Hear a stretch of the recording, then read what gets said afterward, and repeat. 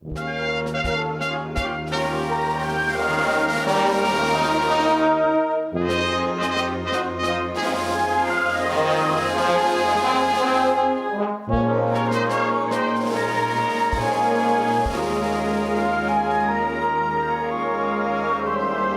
Barbadians, residents and visitors to our shores, it is Christmas time again, and I greet you with all of the festive spirit of the season. The Christmas story is so familiar to all of us that, like many other aspects of our lives, we take it all for granted. Mary and Joseph traveling to Bethlehem to be registered.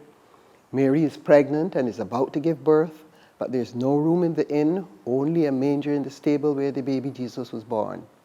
The visitation by the angels to the shepherds, the visit by the shepherds to the baby Jesus, and the later visit by the wise men.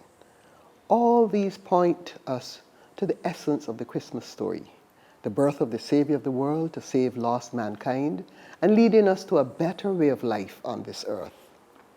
In this Christian celebration, there are 4 small words which we hear repeatedly throughout the Advent and Christmas seasons, and I want to reflect on them and see how we may use them to inspire us to do better this Christmas and throughout the coming year. These words, some may say virtues or values, are hope, joy, peace, and love. The Chambers English Dictionary defines hope as to cherish a desire of good with some expectation of fulfillment. To hope is a positive action, yet many among us are living with a sense of hopelessness and despair. They see nothing positive in their lives, and hence, in some instances, this type of outlook may lead to suicide. The birth of the Christ child over more than 2,000 years ago was a symbol of hope, the coming of the long-expected Messiah, the Savior of the world. For Christians today, it is a hope of the second coming that is awaited with some expectation. However, the birth of Jesus and his life on earth expose us to a way of life that emphasizes positive living, which points to embracing hope. As the saying goes, hope springs eternal in the human breast. There is therefore always the belief that things will be better. As individuals and as a nation, we must live with hope and encourage others to do the same. A kind word and a positive outlook can make so much difference to persons around us.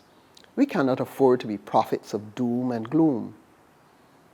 Are we guiding our young people along a positive path, praising them for a job well done, or explaining and showing them how to do better the next time?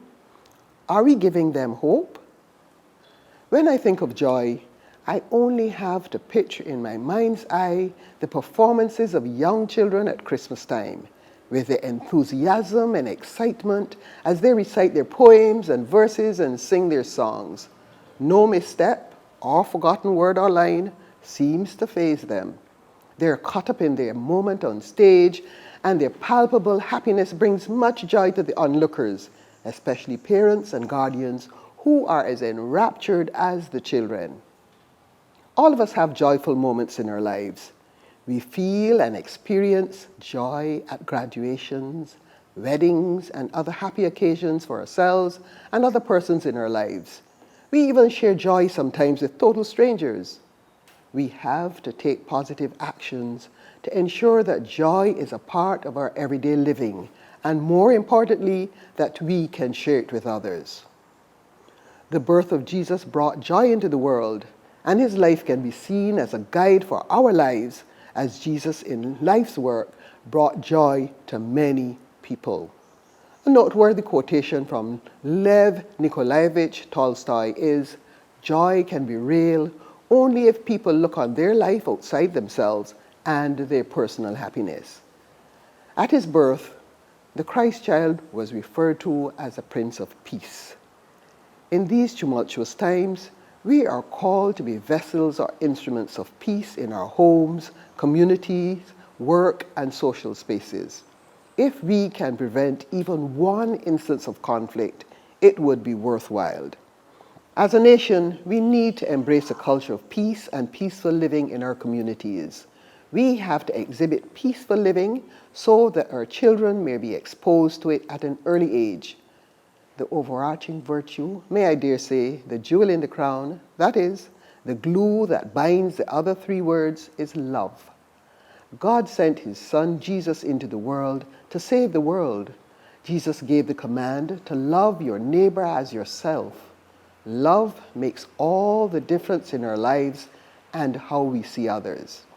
We as a nation show love at Christmas, but there is need to show love every day of the year, starting with loving ourselves so that we can truly share love with each other in tangible ways.